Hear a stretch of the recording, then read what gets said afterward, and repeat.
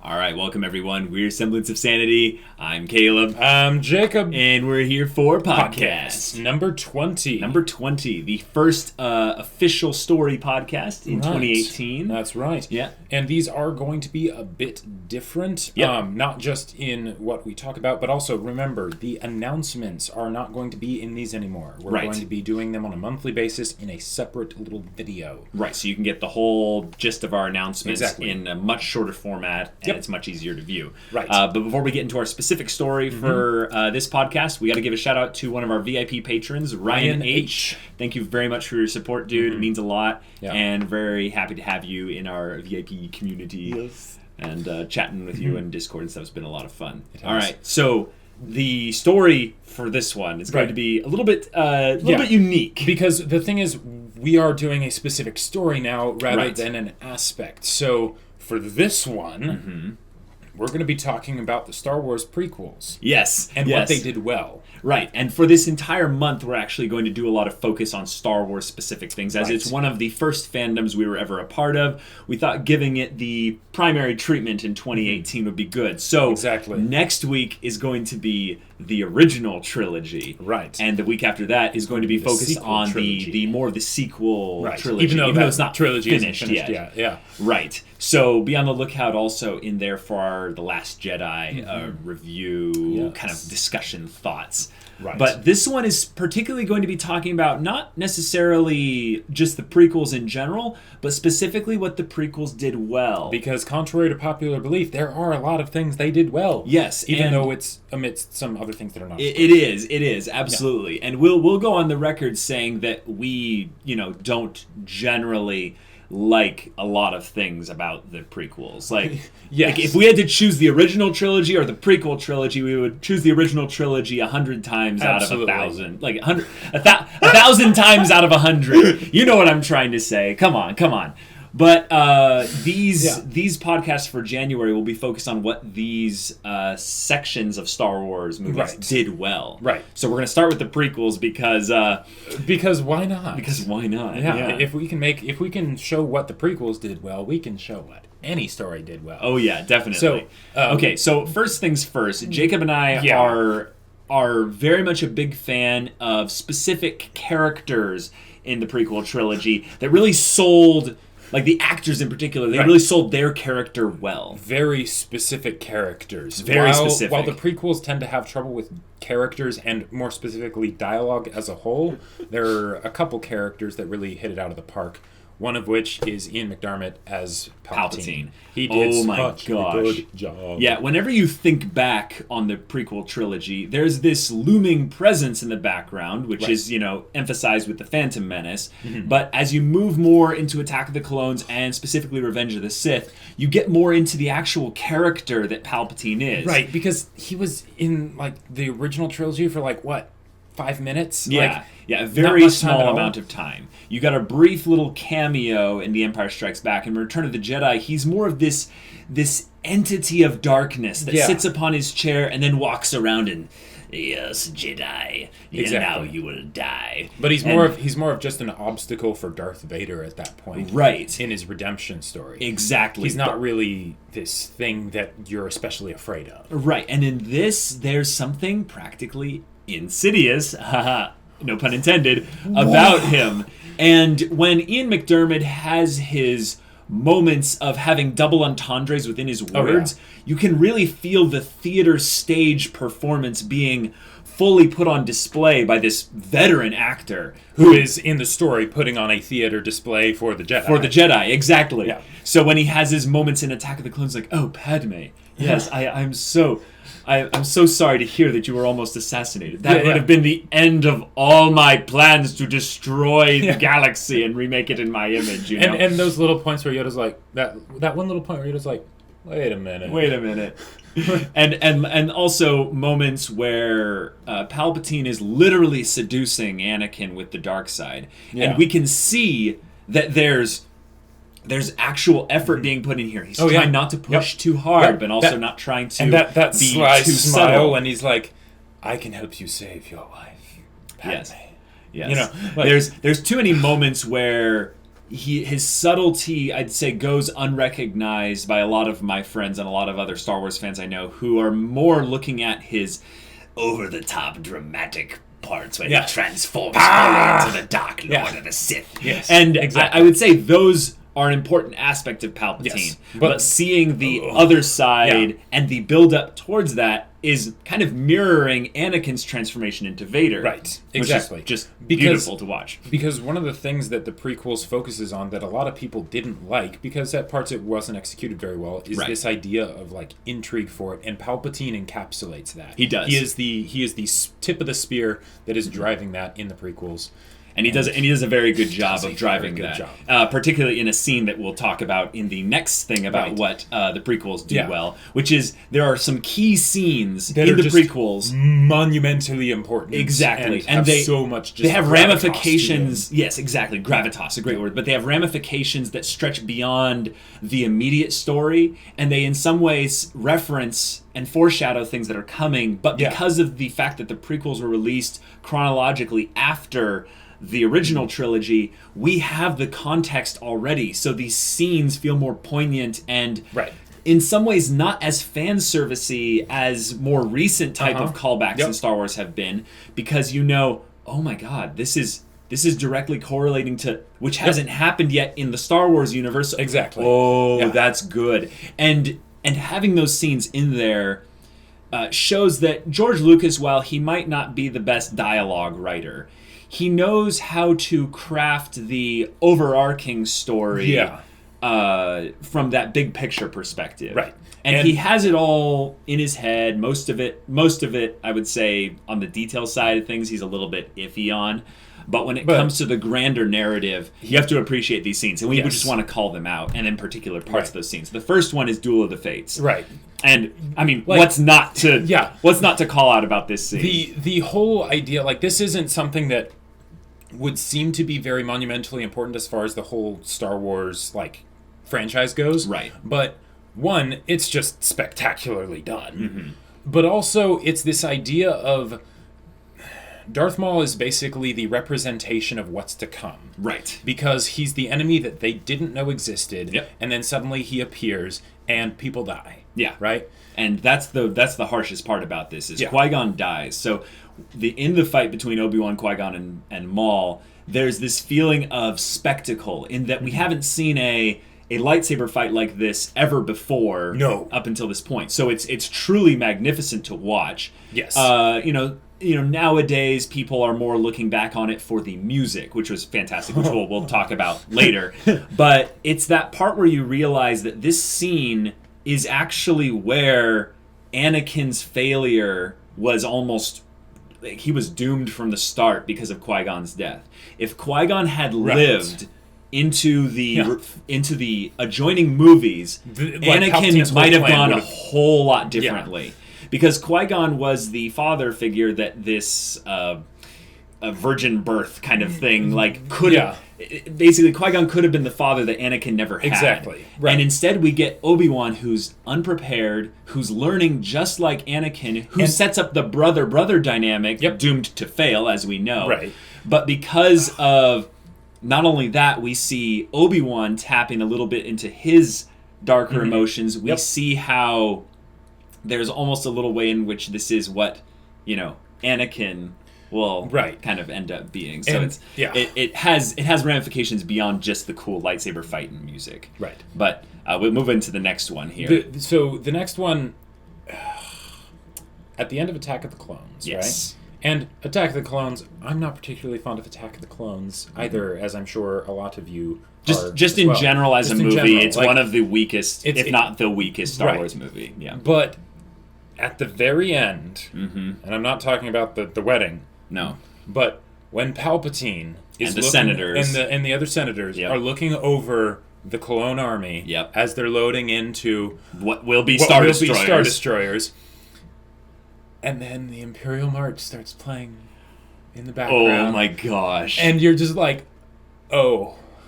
the this is happening. The good guys are screwed. Right, because you realize in the context of this, these are what will become stormtroopers. Right. I know that there's some disconnect between what happens in between episodes 3 and 4 with, the clone army and stuff. But this is the formation of the Empire in just a quick little 30 to 40 second scene, which really focuses not on dialogue, again, something George Lucas doesn't generally do well on, but on the emotional gravitas, the atmosphere. Yep. And when you go back to that scene, you'll see very different looks on these senators. Some of them are aliens, so you can't really read the expression as well. But you have Bail Organa on the left, who looks like not very... What are we getting into? Like, what have we done? And then you have Palpatine who's just like, all according to Kaikaku. Yes, but he's also keeping a very, very clever mask on, in that he's like... this is what must be done for the greater good. And it just reeks of evil. And also, the whole feel of it is imperial. The clones are gorgeous, almost. There's this golden light coming across everything where it's like, this is the... It's awesome. Yes, it's awesome. It's almost awe-inspiring. But then you realize this is an army that's about to go conquer the galaxy. Yeah. At the hands of a very, very corrupt, disgustingly evil individual. Corrupt at best. Corrupt implies that at one point he was good. Well, no, but the idea is that he is human. Sure. He is human, yes. He's not... Yes, exactly. So that scene just... Oh, it's so powerful. Now, we're actually going to leave Attack of the Clones and the Phantom Menace behind. All the rest of the monumental scenes are in Revenge of the Sith. Yeah. Which I would say is the better of the three prequel movies. Because one of the things about Revenge of the Sith is that even if it still had a lot of problems, it is tying the whole package together. Of the two trilogies, Right, and that is very important that they do that, even though it is a lot of stuff that's based on referencing other stories. Right. The world that was built here across both trilogies is incredible. Yeah, we'll talk about comes into we'll talk about that in a future one. But the first scene we have to talk about is that scene at the theater. You knew we'd have to talk about that scene. Darth Plagueis. Ever hear the tragedy of Darth Plagueis the Wise? Yeah. This scene adds to the mythos and the lore of Star Wars, and yet it's coming from someone we know we have to distrust. Yep. So it begs this question: how much of what he's saying is actually true? Is he Darth Plagueis' apprentice? Because we don't know. Even then, you don't actually know. there was other stuff that they did to basically confirm that yes, he was Darth Plagueis' apprentice. Right. But at this point, you're like, okay, this could just be a story. He could be the apprentice.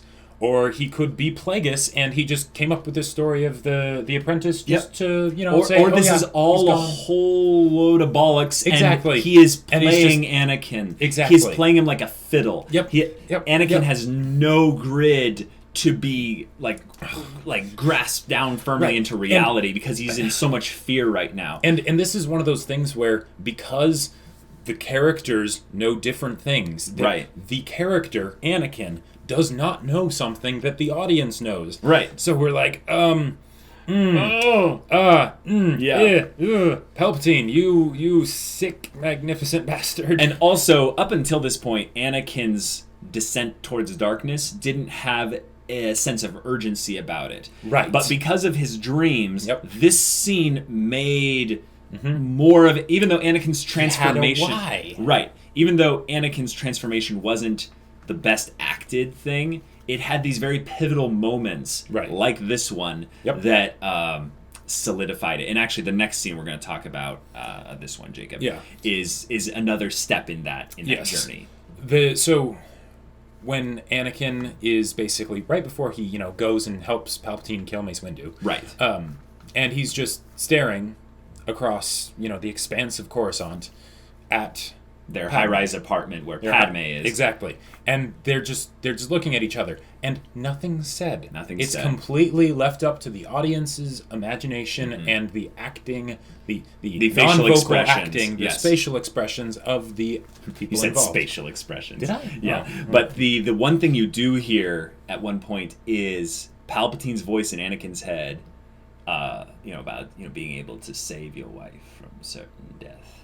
Oh, really? Yeah. You hear a little bit of that in the background in Anakin's head. I never noticed that. He cries, and one of the things that Hayden Christensen gets a lot of flack for is his acting in the movies. But as long as he's like not speaking, there's a lot of moments where he actually has really good. Yeah, he'll communicate a lot of visual acting. Exactly. Yep. Mm-hmm.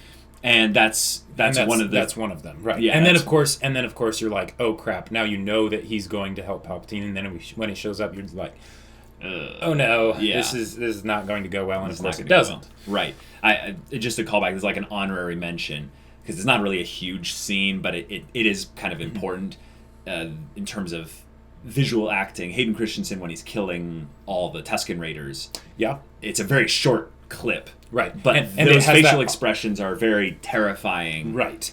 A lot of times, the context. Like, a lot of times whenever I rewatch that movie, I'll tend to, like, not give that scene the credit that it's due because it's then immediately followed with him whining to Padme, which is a bit of a damper. Yeah. But during that moment, it's like, oh yeah.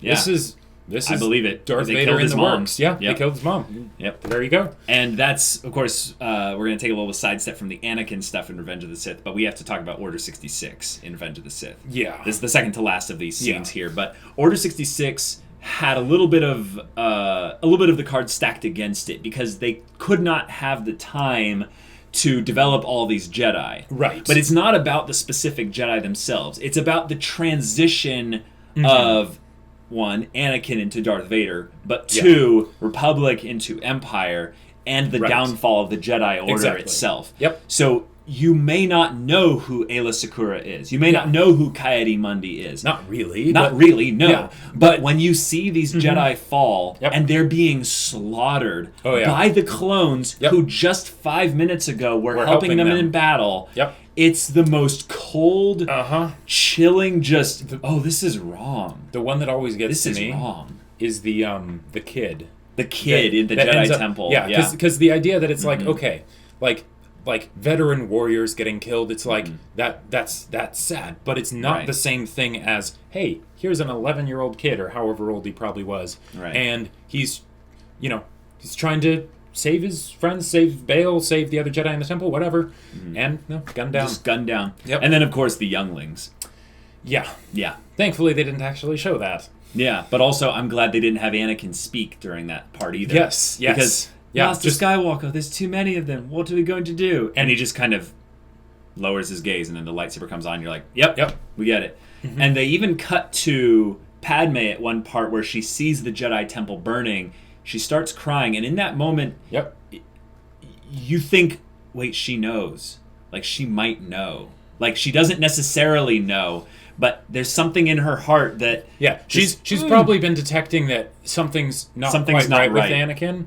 And then the fact that she sees the Jedi Temple go up in flames, that she might even just be worried about his safety. But exactly. There might be more to it than that. And and again, it's one of those things where it leaves it up to the audience's imagination. Right. And we had also wondered up until this point, as fans, how did all these Jedi suddenly disappear? Exactly. Well, the Jedi had been dying off slowly during the Clone Wars. And now to this point, now it's just they're all, tied to some battalion of clones. And then the rest get slaughtered in the Jedi Temple. Yep. Yeah. Yep. Pretty crazy. And then the final scene, of course, of monumental importance is the actual birth of Vader. Yeah. When he is taken from the lava and Palpatine puts him into the medical facility. Yep. He's screaming in agony as they affix these limbs to him. It's echoed with Padme screaming in the background. And as Anakin is essentially dying and Vader is being born, we have Luke and Leia being born in simultaneous kind of weaving of story. And here's another thing I want to bring up. So Darth Vader, right? He is probably the epitome of the dragon, right? In storytelling. Like where is a better example of that? Yeah. And in the original trilogy, they did an amazing job of making him be really intimidating, right? And in the prequel trilogy, one of the biggest weaknesses is that Anakin didn't feel intimidating most of the time, right? He felt more whiny. So it's like, where is the Darth Vader? But when he's suddenly in the armor, and then all the medical equipment around him just starts trembling, destroyed. But that's after he asks, where's Padme? Is she safe? Is she all right? And Palpatine has almost this wait, I don't know if I have full control over him yet. And let me give him this lie. Yeah. And then once, based on his results of this, I'll know whether or not I've won. Yeah. And then it seems in your anger you killed her. And I couldn't have. We get the memes of but in terms of the power of that moment. It solidified the transformation from Anakin into Vader. And here's the other thing. At that point, we had seen the Force be used for, not very, crazy things. A lot of times, when I rewatch that scene, I'll be like, oh, hey, this is the Force pre-Force Unleashed or something like that, right? Mm-hmm. But I remember when I first watched that, I was like, holy crap, that is terrifying that... Just chaos happening around him. Chaos. Yeah. Just destruction. Even though Palpatine was totally safe. Yeah. If anything, I like to interpret that scene as where he reached out to destroy everything around him, including Palpatine. And he couldn't do anything about it. Right. So at that moment, Palpatine realized, yes, I am the master. Mm-hmm. I have won. Yep. And I now have my slave. Exactly. And now I can exact my will on everyone. And Vader realizes, realizes not only the futility of his actions, but also the pointlessness of it all. Right. Because his driving reason to go on being was Padme. Right. And he did all of this for that. And even though that wasn't handled in terms of acting in the best possible way, what that foundationally sets in stone for his character is a very angry, beaten, bruised man who will become more and more of a shell of a man until he meets his son, right? Who ends up being redemption. And it's a great way to bridge the gap between the two trilogies. And family shattered him and family redeemed him. And it's the idea that it was his very attempt at basically fixing something that he didn't actually have to worry about, probably. Right. That ended up being the problem. Yep. So that's poetic. Yeah, those scenes are really powerful. Yeah. And I think that even if you don't like the prequel trilogy as the movie stories that they are, those scenes are pretty important. Yeah. And they're pretty great as well. So this one actually is a little bit of a mixed bag, but I feel like it needs to be called out. Oh, it totally does. World building. Yeah. This is one of the things that the prequel trilogy does very, very well, except for midichlorians. Yeah. If you leave midichlorians out of it, they kind of take a dump on the original trilogy as far as world building goes. Right, but to be fair, the midichlorians were more confusing than bad world building straight out right. If anything, they made the Force and all of the questions around it a lot more confusing and muddled. Because it seems like they were changing their mind, basically, on what the Force was. It's not necessarily that midichlorians are the Force, because we know they're not, but it felt like a little bit of a retcon of sorts. Yeah. But when you think about the prequel trilogy, those actual literal worlds that they go to, the actual places and planets, and the galaxy felt big. The galaxy felt big finally. Yeah, we had heard about planets that they had gone to and stuff, but they would kind of jokingly throw them to the side as we spent all this time on Tatooine, and then kind of single environment style planets. And a lot of them were single environment style even later, but it would be like, okay, we'd basically spend all our time on this one place and then the rest of our time in space. Yes. And Empire Strikes Back is probably the best example where they didn't really do that. Right, because then they went to Cloud City. Right, exactly. And they actually delved into, no, this is for Tabana gas mining. No one who's watched only the movies should know why Tabana gas is even important. Right. But things like that spawned entire books of stuff on Star Wars lore about why Tabana gas is important, just because they mentioned it in Lando Calrissian's thing with Cloud City. And the prequels doubled down on that so much. Right.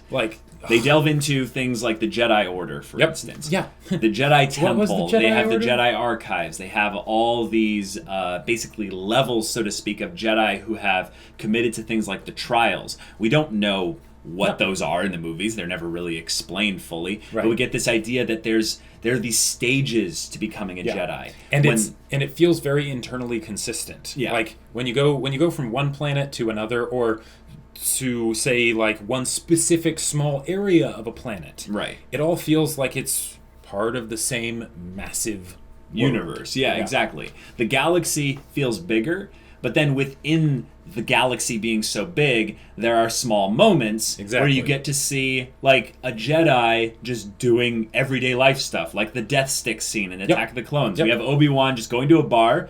He's doing an investigative thing with Anakin. This is just another day, right?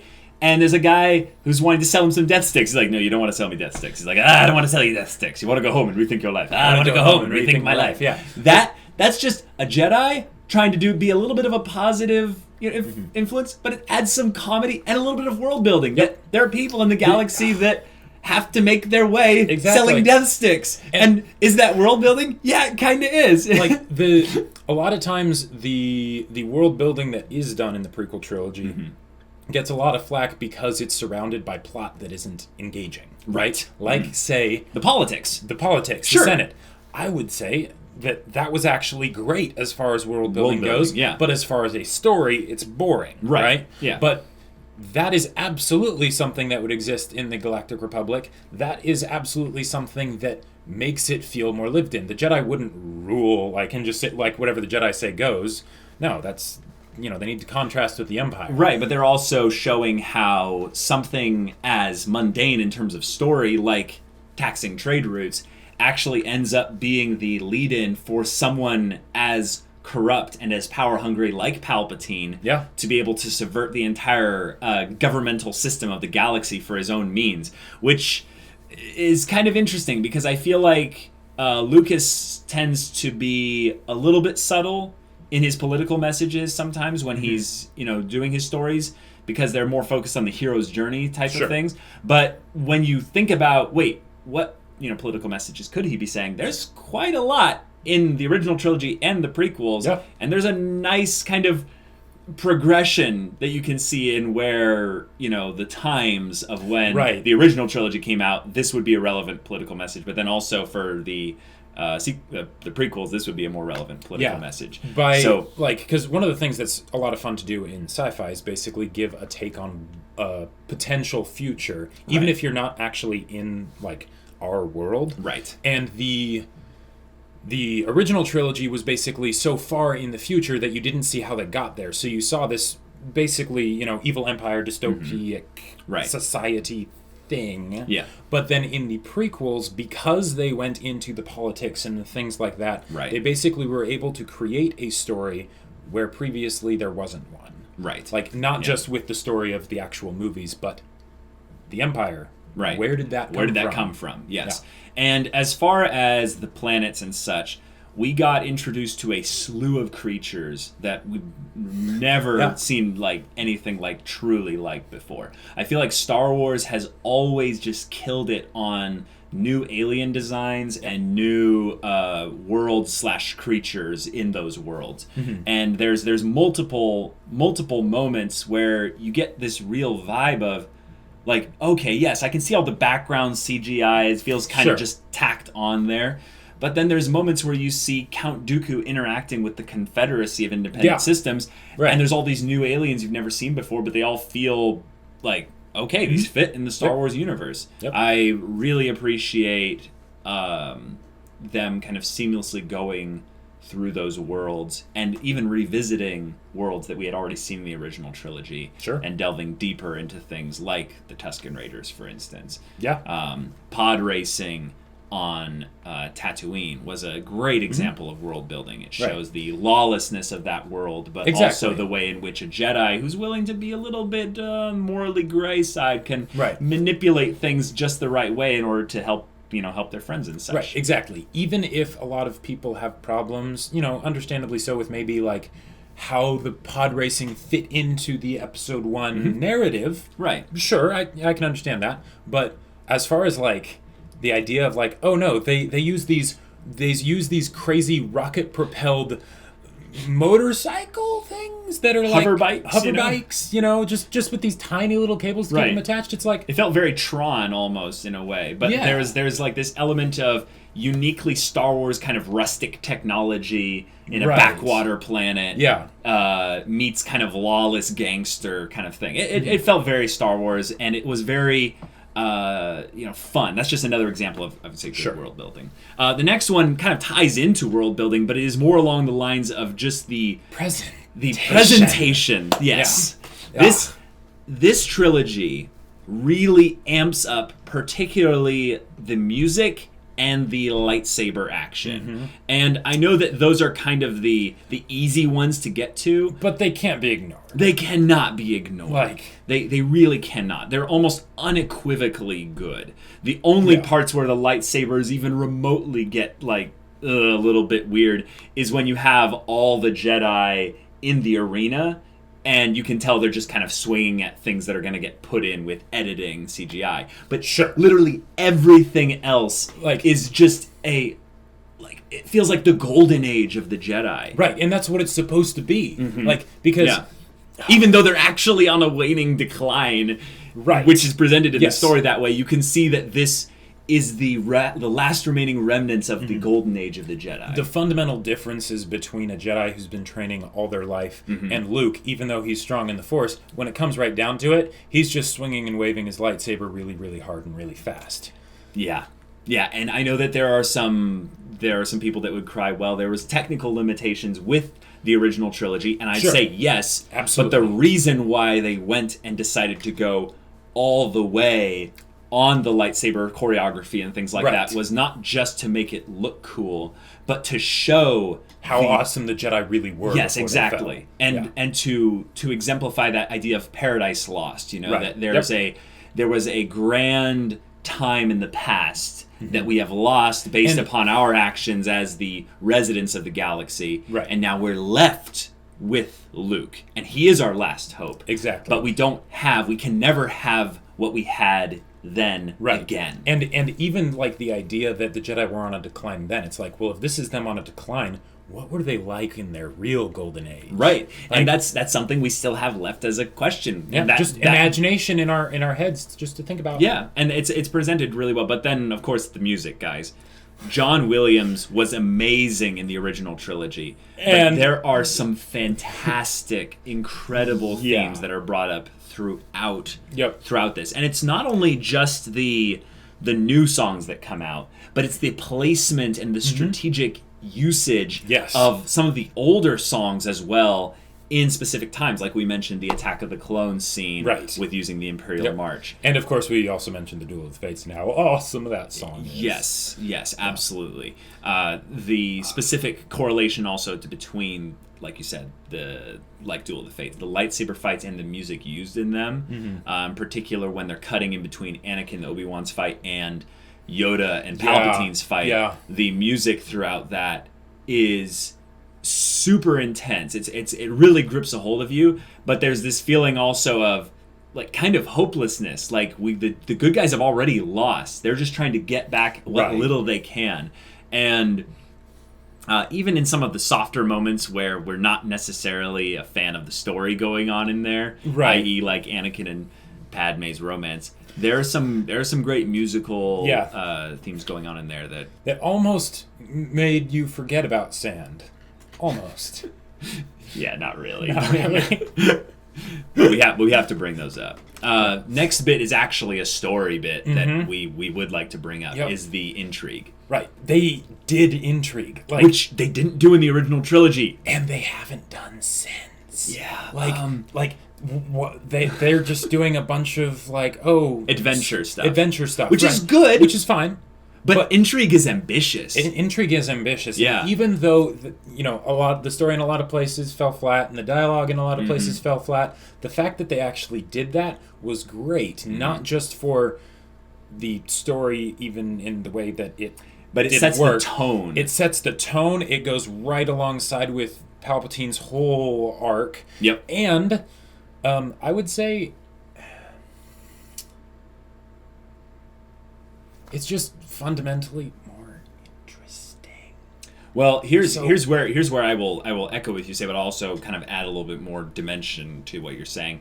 Is that the fall of the Republic and the rise of the Empire is kind of the intrigue behind this whole story. It's very background. You don't see it projected right out in front of you. You more of see this steady erosion of the things that make this galaxy a good society in any way. And you see how there's all these contributing factors to it, but right in the middle is Palpatine pulling all the strings. Like a spider. In a way, this trilogy is his hero story. Like, if he thinks he's the hero in his own story, I know we could say if there's anyone pure evil in Star Wars, it's Palpatine, yes. Right. But this is his whole goal, and he executes his goal flawlessly.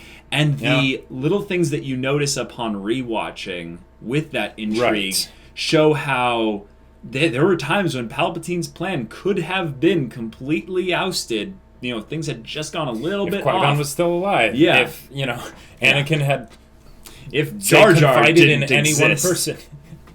But even where the intrigue falls a little bit, a little bit into the lower side of things, that intrigue carries it into a higher level of storytelling than some parts of the original trilogy. The original trilogy's intrigue focused primarily around things like Cloud City, which the intrigue there lasted for all of about 2 or 3 minutes. Right.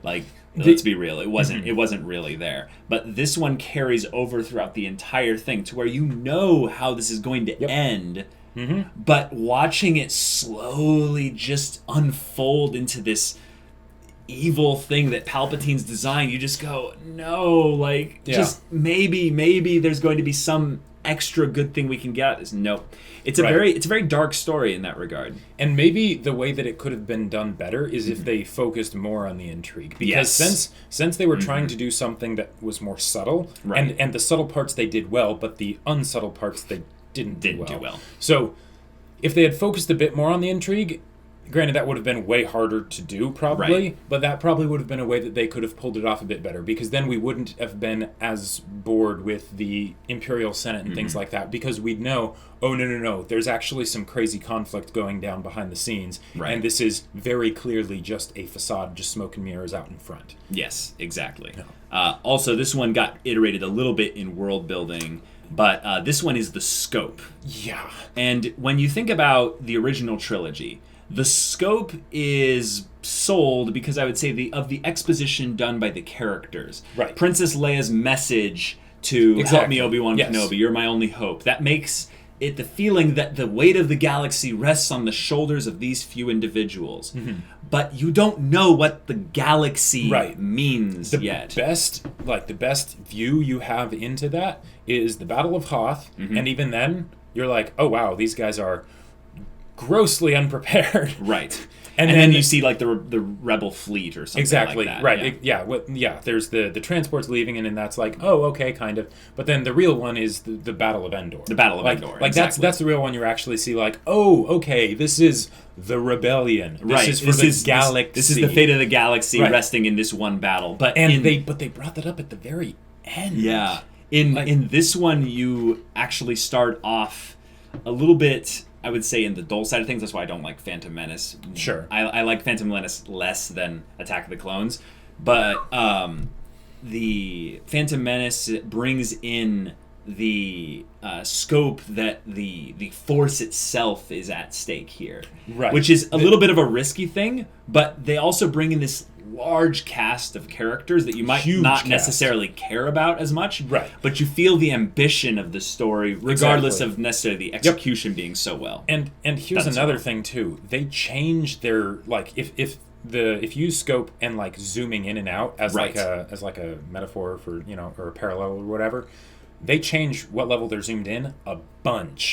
In the original trilogy, they tended to keep it more on a personal level, and sometimes they'd have the big things, but they didn't switch back and forth between them very often. Right. In the prequel trilogy, you have times where it's like, okay, we're on a planet and it's just the two Jedi going through the jungle or whatever. Yep. But then you have times where it's like, okay, now we're with the Galactic Senate, with the whole galaxy, and there's all these senators from all these planets.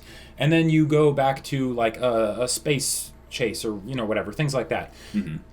It changes it up. Having in the Attack of the Clones, them talking about war and building an army and all this stuff, and then having Obi-Wan be going on his little investigation, even though the investigation might have been boring for some people, going on an investigation through all these little seedier parts of the worlds and stuff like that. Yeah. Those kinds of things we did not get, at least certainly not to this extent, right. in the original trilogy. Right. There was an idea that we got to explore the galaxy a bit with these characters through the prequel trilogy. And particular characters got different perspectives. And although Star Wars did a very good job in the original trilogy of shifting the dynamic perspective amongst their characters, they kept it, like you said, at a very specific scale. And in this point, they end up having like multiple points where you're talking about massive conflicts within the Clone Wars happening on all these different planets. And you get the idea that while the story may be centralized in areas like Coruscant in particular, the actual like progression of these characters going out to these specific, planets within the galaxy gives you this feeling of, whoa, this place is a lot bigger than I thought it was. And while you kind of have that already imprinted in your head when you think about the galaxy or the galactic empire, you don't actually see it in the original trilogy as much until you get to the prequel trilogy, and you see the combination of these, vast worlds, that very, very unique worlds. You see this massive cast of characters that many of them, are going to die, like a large number. You look at these casts and you go, wow, about 80% of these people are going to be dead by the time we get to the end of the third movie. And a lot of them weren't like really fleshed out, but they did such a good job of making each of them visually unique that you're like, okay, I might not necessarily care about Coyote-Mundi specifically. Or C.O. Bibble. Yeah, you guys are like, who are those guys? Yeah, exactly. But it's basically opening the doors for people to explore if they want to, right? If you're like, hey, I love Star Wars and I want to find out as much as I possibly can about it, this basically seeded a whole ton of stuff for people to basically be like, okay, we need a character for that guy with the cone head, Right, and I think that that's not necessarily a thing that makes the prequels redeemed in any way. Oh, no. It's just one of those things that I think Lucas... Give credit where credit's due. Yeah, I think also Lucas might have been thinking at that time about the extra properties, maybe so he could make more money, but also in particular to expand the story outside of the movies. And I think that's as far as an ambition to put those things in there and actually, give them at least some effort, but doing that over all three movies, that's something that he didn't have to do, and maybe he shouldn't have done. But I am glad glad of that as opposed to a worse alternative of scope. Right, exactly. This is a good version of large scope for the story that I'm proud of. Yeah. The final thing that's really good about the prequels, you have to go back to acting. Just sort of bookend it with that. Just a character in particular. You know who this character has to be. I mean, come on. Guys, Obi-Wan Kenobi. Ewan McGregor did a great job. He did a fantastic job. Yeah. I think that of all the characters that spent the most time in, the most screen time that they actually give in the prequel trilogy, Ewan McGregor gets the most, other than maybe Anakin. Yeah.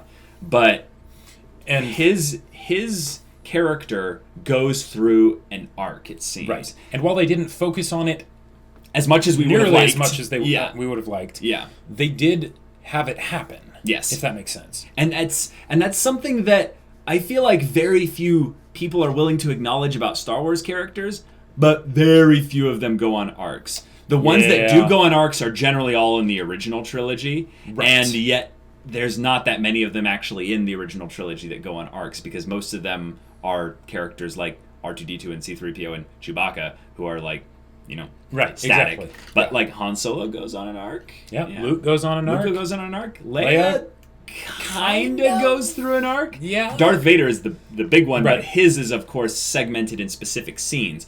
Obi-Wan's character has 3 movies that all segment a little bit of progression. This is why another reason why I like Attack of the Clones more than because it does more for Obi-Wan. It does a lot more for Obi-Wan. Obi-Wan has his moments of where he is beginning to doubt, in the same way that Qui-Gon did, a little bit regarding the Jedi. Yep. His conversation with Dooku when Obi-Wan's captured is probably one of my favorite Obi-Wan actual conversations, besides the one where but that's the last one in the prequels. That's because it's with Christopher Lee. Christopher Lee Lee gave a standout performance as well. Yeah. But he had a lot of goofy lines and had But just unfortunately, very little screen time. Yes, but just getting those two in a room together with no one else. Yes. Like, ended up producing some incredible results. Cool.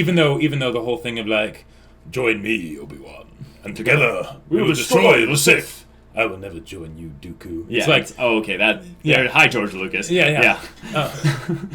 But when you consider the moments where his acting needed to be good, there were particular moments where you'd see kind of the quirky Alec Guinness impersonation go from being an impersonation to being a reinterpretation in an expression that it felt true to Ewan McGregor. Exactly.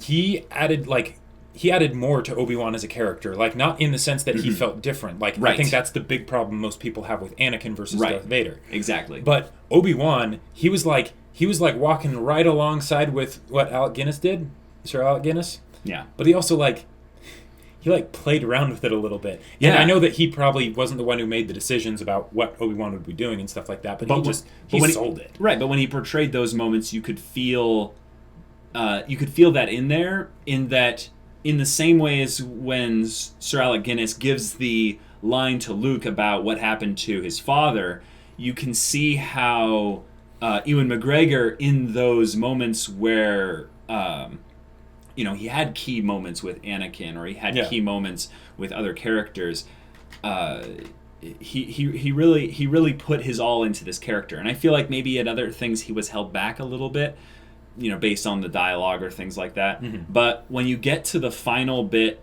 in Revenge of the Sith, where they're at the lava, Anakin's been dismembered, and he cries out to him, "You are the chosen one." I thought you were going to say he cries out to him, "I have the higher ground."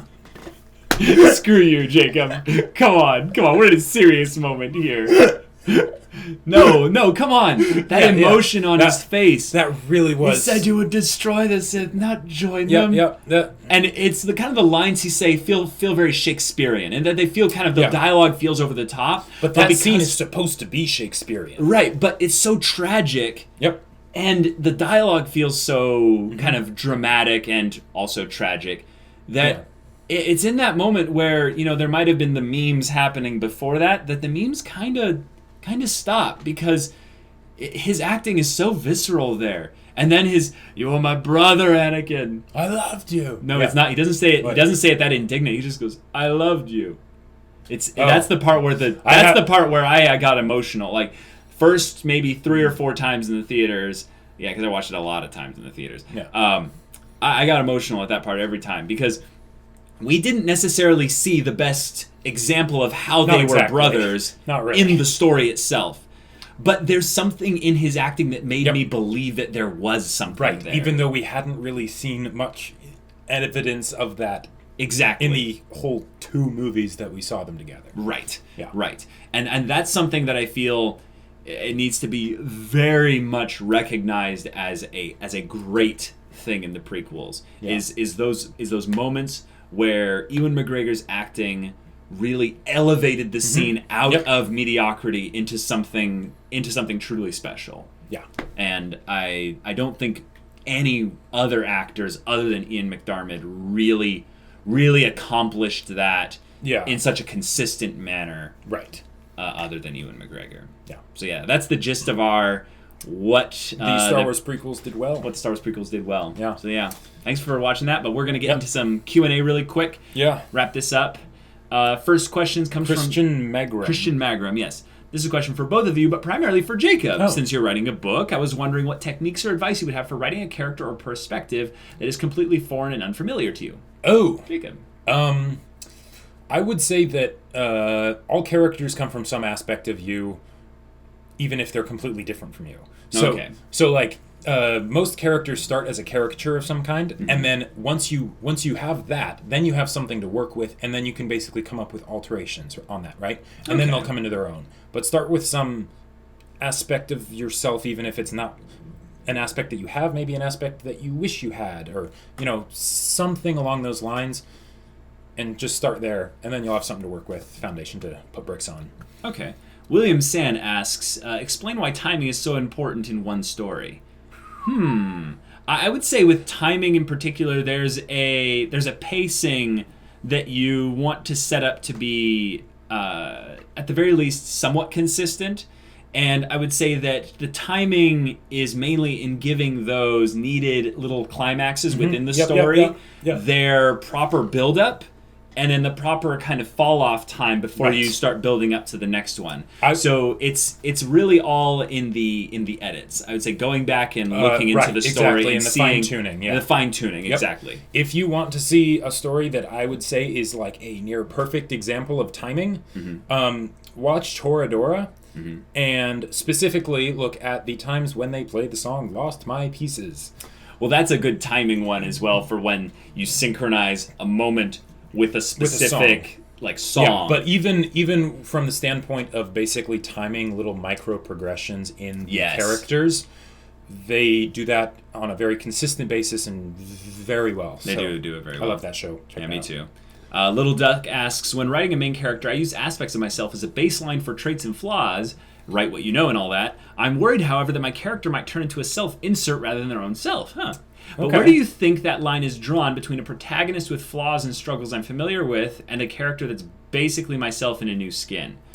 Well, here's one of the things that I think is very easy to kind of help separate this, is take yourself and start with the self-insert, and then start removing things as they become less relevant to the story, and replace them with things that could be alternative flaws, alternative strengths, and maybe also a personality quirk that is a contradiction to the current kind of view of the character. I think that character contradictions in particular are very underrated. Also, the other thing I would say is make them actually have a backstory or a set of basically environmental things that they have to deal with, whether positive or negative, that are different than it is for you. Yes. That helps them feel so much more real. A lot of the times when people claim characters to be self-inserts, that's because they don't have any of those. Yeah, that's very true. Yeah. Next question is from Sage Collins. Asks, what are the guidelines for the art contest themes? Are there any specific requirements when creating our entries to the contest? Like what specific dimensions of the art, file format, and things like that? No, the guidelines are very, very vague intentionally. The main thing is that you send it to our email address at semblanceofsanity91@gmail.com. And the main requirements is that if you want to win the contest, you have to send some art in. Right. I would prefer that it be an image and not some kind of video, but any image file can be converted by us. Yeah. The resolutions don't matter. Higher resolution is better, but you know. But yeah, it really doesn't matter. Main thing is if you have art, you want to send it to us because we're giving cash prizes for the winners, of course. Yeah. But we're also, we're also really wanting to find new ways to engage with you guys. Exactly. And we know that there are a lot of you out there who have art, who are very talented. Yeah. And also, we would love to support and encourage you in your passions as well. So this is a means for us to do that. Yeah. Sydney Pox asks, when writing characters, how do you handle consistency? I'm writing about myself, and one of the characters are really arrogant, but they don't feel arrogant. So how do you write someone that is different from you like that? Okay. I think that's a good one for you to answer. I would say that even if you're not generally some way or other, there was probably a point when you were arrogant, or if there was someone that say is angry all the time, you probably had a point when you were angry or whatever. And try and basically get yourself back into that state while writing that. Yes. It feels very weird. It feels very weird. And it can be exhausting, but it is very helpful. Music helps that a lot. I would definitely agree with the music side of things. You need some kind of environment that sets you into the mood to become that character. I think that the whole idea of the self-insert is actually a good thing when you use it as code to, for this moment when I'm writing, I'm going to self-insert this part of myself into the character so that I can understand them. Because if I don't understand the character when I'm writing them, I stop writing. Exactly. Because then I'm going to ruin the character. Right. Or I'm going to bleed in the previous character I was writing into this one. Exactly. And then people are like, wait, why is this person feels different now? Right, yeah. What's going on? Yeah, that well said. Well said. Setting the mood for writing a specific character that has a negative quality that you cannot identify with is tough and it is taxing. Yeah. But if you're able to do it, even just for a little bit, make sure you utilize that time for the writing of those parts where they're acting arrogant. Yeah. Because Darth Vader might be intimidating, but he's not intimidating because of every single scene he's in. He's intimidating because he has a specific sequence of scenes that carry out in specific ways. And it's not just because, like, with Darth Vader being intimidating, it's not because of the things he does. It's how other people react. It's how other people react to that. I mean, the things he does is great. Yeah, the fact that he can kill someone with just moving his fingers. Right. Awesome. Right?